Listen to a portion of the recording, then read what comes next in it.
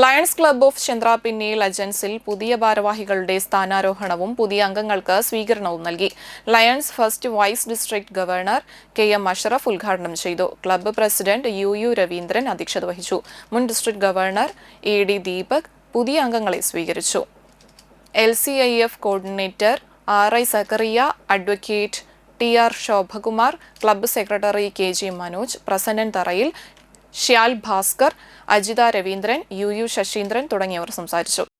ആരോടും ക്വസ്റ്റ്യൻ ചോദിക്കുന്നില്ല എന്ന ദിവസം ലയൺസ് എന്ന് പറഞ്ഞു കഴിഞ്ഞാൽ liberty, intelligence, our nation safety അല്ലേ?